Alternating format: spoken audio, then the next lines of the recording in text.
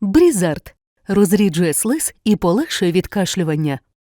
Аналітики припускають, що російські війська імовірно залучають до бойових дій на сході нашої країни тактичні та оперативні резерви для того, щоб підтримувати постійну інтенсивність свого наступу. І посилаються аналітики ІСВ на українського військового оглядача Костянтина Машовця. Кажуть, що він заявляв, що російське військове командування якраз таки залучає ці резерви до наступів на Лиманському напрямку, поблизу Бахмута, а також на заході і південному заході Донецької області, аби перешкодити українським силам стабілізувати лінію фронту конкретно у цих районах і конкретно на цих ділянках фронту.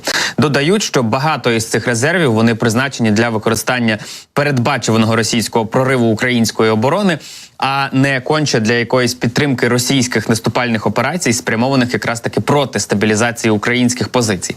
За словами їхніми, російські війська все ще мають відповідні резерви для подальшої інтенсифікації наступальних операцій. Однак ці резерви, ймовірно, будуть недостатніми для того, щоб дозволити окупантам зруйнувати російську оборону.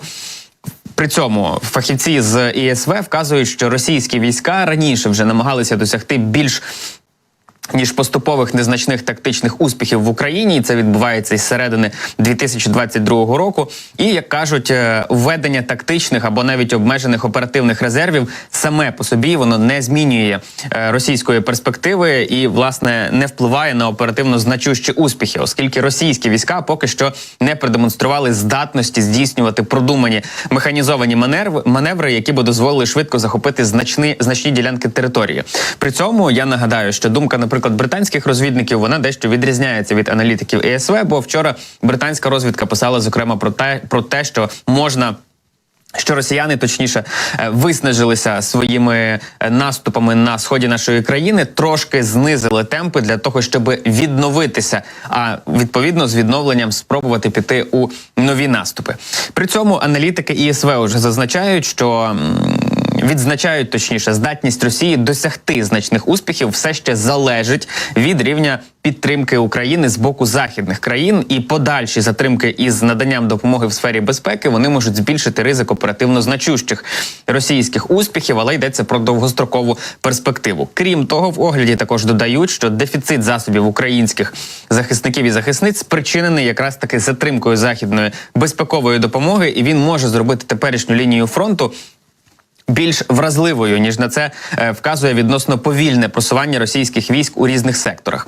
Тому експерти з ІСВ наголошують, добре забезпечені українські війська довели, що вони можуть перешкодити військам Росії досягти навіть незначних успіхів під час широкомасштабних російських наступальних операцій. І немає жодних підстав сумніватися у тому, що сили оборони за умови достатньої західної безпекової допомоги зможуть стабілізувати нинішнє положення по лінії фронту. Але, знову ж таки, як неодноразово говорили аналітики і продовжують оцінювати військові експерти, ситуація насамперед залежить від того, який рівень допомоги отримує наша держава від західних країн. Я нагадаю, що зараз очікуємо на рішення Сполучених Штатів про допомогу для нашої держави, йдеться про ухвалення річного бюджету.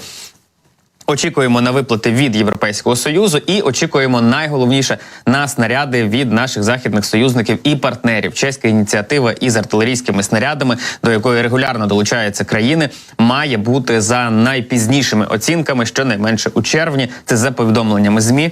Ну і наш міністр закордонних справ Дмитро Кулеба сказав, що незабаром наші сили оборони вже почнуть відчувати оце посилення, збільшення оці поставки артилерійських снарядів, тому дуже очікуємо, тому що вони можуть стримати російські наступи. Ми до цієї години будемо говорити, якою ситуація є на фронті. На зв'язку зі мною зараз народний депутат, секретар Комітету Верховної Ради з питань національної безпеки, оборони та розвідки Роман Костенко. Пане Романе, вам вітання і слава Україні! Доброго дня, героям слава! Я би нашу розмову хотів почати із того, що Олександр Сирський каже, що протистояння дронів та ребів на фронті вийшло на перший план, а шанс на перемогу отримає той, хто першим зможе добитися відриву від противника. Чи є от в Україні зараз шанси у цьому випадку, якщо ми і загалом у цьому питанні, якщо ми обов'язково маємо враховувати той факт, що ведемо війну не просто проти Росії, а проти 11-ї економіки світу і держави, яка може авторитарно обмежувати права своїх громадян, мінусувати виплати там, наприклад, з одних сфер і закидати їх абсолютно на військову справу, і таким чином мати, ну, яку не яку, але першість у закупівлях, виготовленні і так далі. Якщо ми говоримо конкретно тут за РЕБи і те, що говорить Сирський. Я думаю, тут комплексна історія. По-перше, Сирський дуже правильно говорить. І це говорить про те, що він бачить, що відбувається на полі бою. Про це також говорив і главком Залужний в своїй доповіді, чи як ми правильно в своїй статті, про те, що, пам'ятаєте, він казав, що зараз технології набирають важливих значень і виграє той, хто перший придумає щось більш нове, більш важливе і те, чому не зможе протистояти інша сторона. І це, в принципі, головнокомандувач Сирський говорить про те ж саме. Це говорить, що думають, це говорить про те, що вони бачать одинакову ситуацію на полі бою, як і багато хто там присутній. І те, що дрони зараз відіграють важливу роль, це факт. І знаєте, ми маємо зрозуміти, з моєї точки зору, от я там аналізую те, що відбувається з 22-го року. Я думаю, можна сказати так, підвести підсумок під тим, що сказали наші обидва главкоми, що, мабуть, виграє той, хто зможе прибрати людей з поля бою. От коли у кого скоріше людей будуть заміняти безпосередньо на полі бою дрони, і хто буде нести менші втрати, а для нас це навіть більш важливо, ніж для росіян, тому що росіяни, ми бачимо, як вони розходують своїх людей, а для нас це дуже чутливо, для суспільства наше набагато чутливіше, воно набагато людяніше, і вони втрати відчувають досить серйозніше, ніж росіяни.